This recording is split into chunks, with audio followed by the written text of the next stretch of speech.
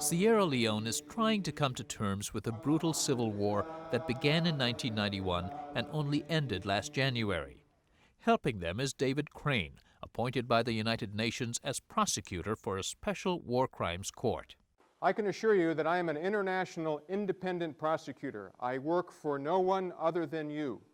Crane is a native of North Carolina. Ironically, many of the people he represents are descended from freed slaves who settled here after escaping the Carolinas and Georgia 200 years ago. Independence. What do you mean independence? Nobody know they tell her waiting for do. And my promise to you is to prosecute those who bear the greatest responsibility for the tragedy that took place here in Sierra Leone over the past 10 years. Sierra Leone's decade-long civil war saw brutality taken to new lows. In all, 75,000 people were killed, and about 2 million, almost half the entire population, was displaced from their homes. 20,000 civilians were randomly targeted for mutilation by all sides of the conflict, many by limb amputation. One victim was Aliasine Conte. The hand is two. It's flesh left there, flesh left here. Just and begin to start. They first used the axe to chop the left hand off. After that, they wanted to chop the other, and this little boy started crying and said, "Please, soldier, don't cut off my papa's other hand." So they said, "Let this woman remove this child from her back. We'll chop off his arm." And I said no. So they decided to chop the other hand off. I say no. So they basically said you could have your right hand if you gave your son's hand. Yes. Many of the soldiers were children, abducted into the notorious Revolutionary United Front, the rebel force. Sorry Sheriff managed to escape combat duty. He did hard labor with his father, who died when they tried to escape. He want to run. He halts my father. Say, "You stop." My father did not stop. Shoot him here. You witnessed this? You saw this? Yeah. With diamonds, gold, and bauxite, Sierra Leone should be as wealthy as it is picturesque. Instead, the natural abundance has meant only tragedy and genocide. This civil war wasn't caused by a political vision or for religious reasons or for ethnic reasons. Not that that excuses war crimes or crimes against humanity. This was done for pure greed. This was done to control a commodity, and that commodity was diamonds. As they have for decades, thousands of young men dredge and sift gravel in the diamond-rich eastern region. Few of these freelance prospectors ever find much. The big payoffs have always gone mainly to foreign dealers, working with a political elite that has controlled the official trade. Today, this former British colony has the world's lowest per capita income. 2/3 are illiterate, their plight worsened by the fighting.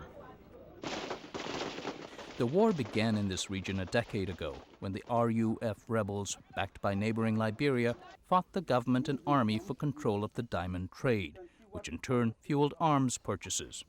This is for anti-tank. Finally, late in 2000, after smaller West African and UN peacekeeping forces failed to stop the carnage, British troops began to restore calm, paving the way for a massive UN deployment which completed disarming the combatants in January 2002. Today, some 17,000 international troops patrol in Sierra Leone. In early December, the UN also swore in the International Court to try those most responsible for the killings. I, Geoffrey Robertson. British Judge Geoffrey Robertson is president of the new court. I think the world is moving towards the position that there can be no lasting peace without a measure of justice, and that the reason why we are, in a sense, parachuting in a justice system, international judges to deal with particular crimes, is that there are certain crimes that are so heinous that they diminish us all as human beings. Unlike similar tribunals for Rwanda and Yugoslavia, this one is located in the country where the crimes were committed, invited by the leadership. President Tejan Kaba was first elected in 1996, deposed in a coup a year later, then reinstated by a Nigerian-led troop intervention.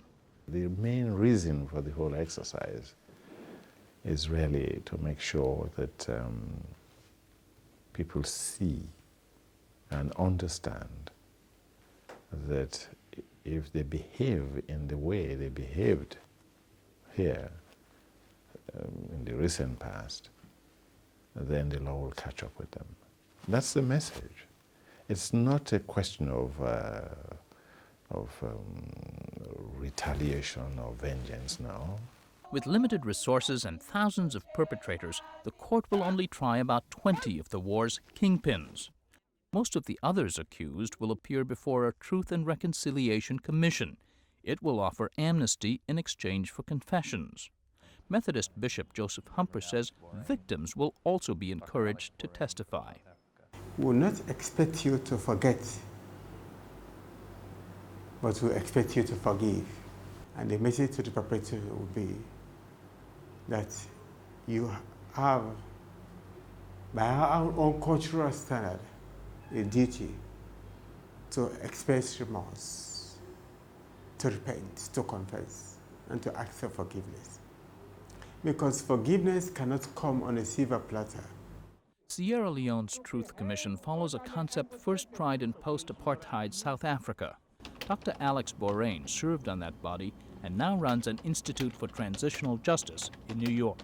I think the idea of having the Truth Commission as well, not only for victims to come and tell their stories and to seek answers, but also for perpetrators to be reintegrated into society so that they don't feel they have to go back into the bush and pick up their guns and kill all over again. You can talk to anybody in the commission. The Truth Commission held its first meeting recently in Bamaru, a village on the Liberian border where the Civil War began. Villagers fled when the firing started and returned when it was over to bury 15 people who couldn't escape.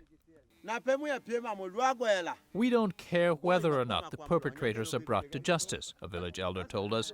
It's between them and their God. Okay. Residents said their biggest wish is for peace in this precarious setting, a stone's throw from the Liberian border.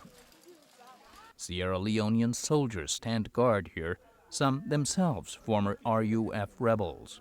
Keeping soldiers loyal is considered key to keeping the peace, especially when the court begins to indict suspects, many of whom remain powerful players.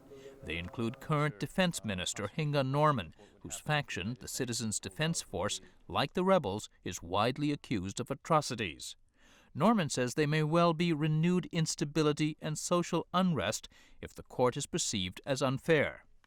So you think that the prosecutors should take into account the potential destabilizing effect? I believe that they do take that. I believe. It is my belief that such mature people cannot just go riding high without thinking that it could be.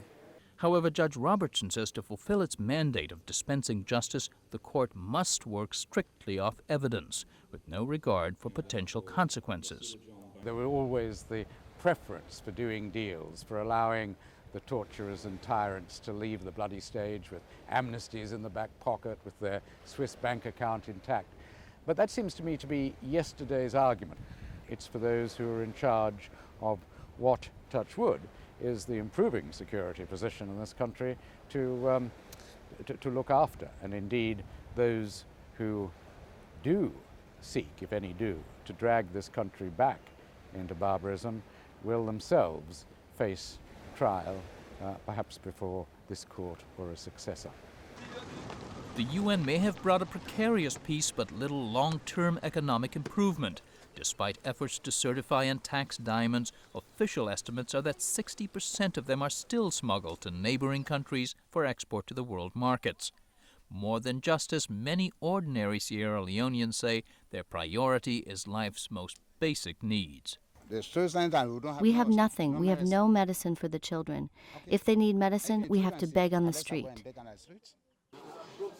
Sori Sheriff is a good student and wants to become a doctor, but he's not sure he'll get past 6th grade since his mother cannot afford the tuition. For many young people, businessman Andrew Croma says soldiering remains the only option. We still have imminent danger in the country.